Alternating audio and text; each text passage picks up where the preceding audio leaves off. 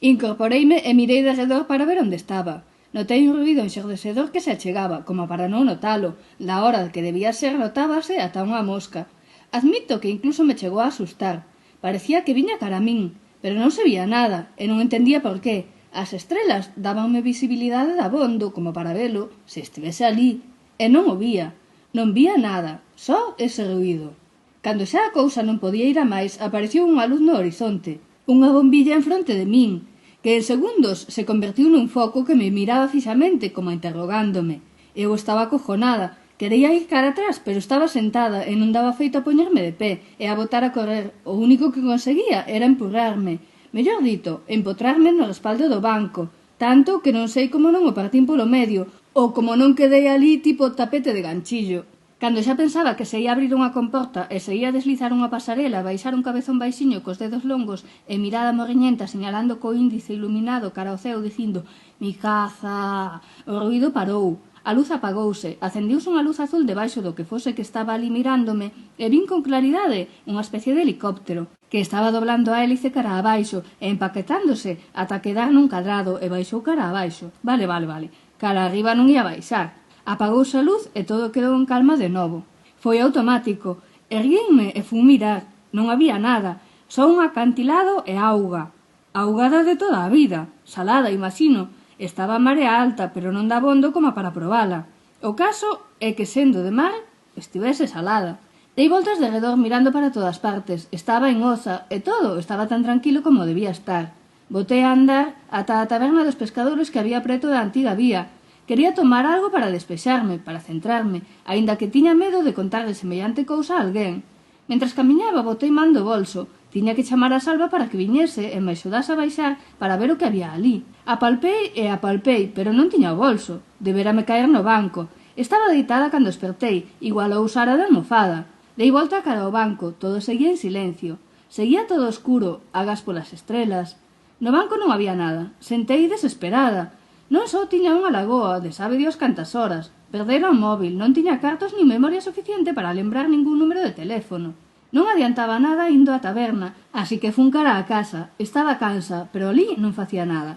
Cando cheguei á casa esperaba atopar a Alicia e a Sandra tiradas no sofá, ca tele posta nos anuncios, e todo cheo de papéis e paquetes de galletiñas saladas tirados polo chan, pero non. Todo estaba en silencio. Xa comezaba a pensar que o ruído do suposto helicóptero nave espacial nave extraterrestre me deixara sorda, porque só escoitaba silencio. Non tiña chave, cousa que lembrei cando estaba diante do portal.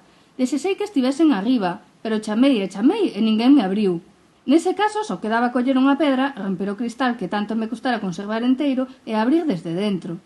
Na porta do piso foi máis complicado. Collín un alambre e metino na pechadura. Dei voltas e máis voltas como nas películas, pero non abriu. Baixei ao primeiro, collín a palanca e desmontei a porta. Quitei o cadrado do medio, de castaño. Cando vin o burato non o podía crer. Que animaliña era? Era obvio que non estaba na casa. Alicia, co remirada que era, xa me tiña sacado a cabeza dun guantazo. Dentro había, silencio. Tiña fame, así que prendín a tele mentras ceaba algo. Na teletenda había o de sempre. Xa comezaba a pensar que pasara unha eternidade, que estivera metida nun buraco espacio-tempo deses e que cando atopase as miñas amigas xa terían 40 anos, 4 fillos e un chalé na zona boa.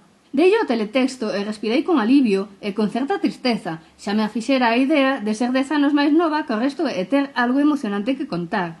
Non, só pasara un día. Só un día. A luz esfumou a miña emocionante vida para converterse no mesmo de sempre. Que decepción! E ali estaba eu, vendo unha aspiradora que era a hostia, comendo os fiambres fríos. O de atopar fiambre que tiña na neveira, case no mesmo estado de conservación que cando os deixara, xa me debera dar algunha pista. Pero ata que mirei a data na pantalla da televisión nunca aínda burra. Sí, ali estaba eu toda decepcionada de todo, de todo. Cando rematei, fun mirar pola fiestra. Sí, a fiestra. Esa fiestra na que estaban Sandra, Alicia e Paco cando marchei. A fiestra na que as deixei vixiando o tenderete das filloas recheas.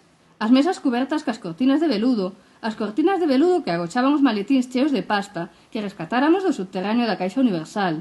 E estaba mirando o horizonte, e mirando para a estrada. Ese horizonte escuro silencioso cunhas poucas estrelas.